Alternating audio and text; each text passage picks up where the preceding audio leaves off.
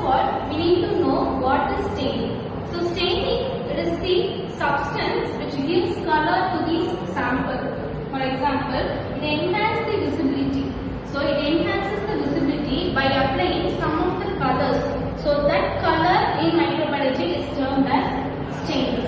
So there are many types of staining in microbiology. For example, gram staining, acid fast staining, negative staining, capsule staining, flagella staining. So there are n number of staining processes there which we need to isolate the bacteria, and it would be seen in a visual by the use of microscope. So today we are only going to focus about what is gram staining. So gram staining, which is mainly performed to differentiate the gram positive bacteria and gram negative bacteria. Okay. So coming to the discovery, so this gram staining was discovered by Hans Christian Gram, who was the scientist who was first isolated the bacteria. So that bacteria has both gram positive and gram negative. So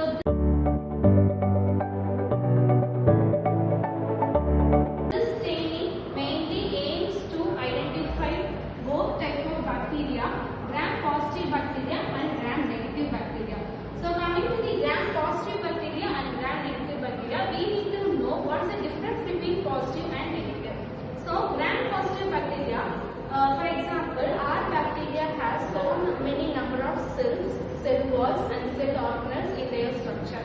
So main cell wall, the peptidoglycan layer is present in the bacterial cell wall. So based on that peptidoglycan layer, the bacteria is differentiated into gram positive and gram negative. See, so this is the gram positive bacteria peptidoglycan layer. This is the gram negative bacteria peptidoglycan layer. So you can see the difference between this and this. So this peptidoglycan, and this peptidoglycan shows very thin layer. So this is one of the major difference in gram positive and negative.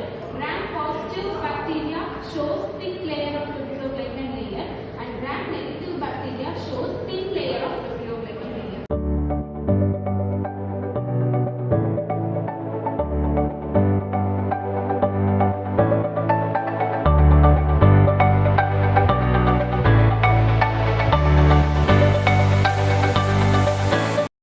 So you could understand the both gram positive and gram negative difference.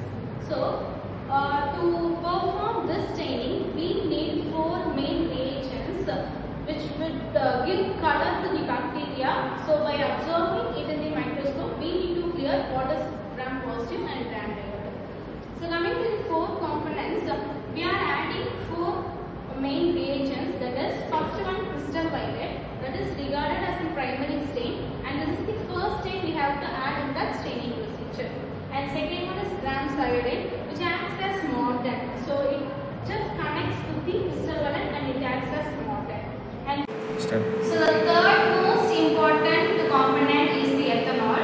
So which we use the mixture of ethanol and acid sometimes. So but here we are using ethanol, which is the main decolorizing agent, which just removes the excess of crystal violet and gram iodide. So the fourth component is the saffronate. It is mainly used as the counter stain, and it is acts as the secondary stain.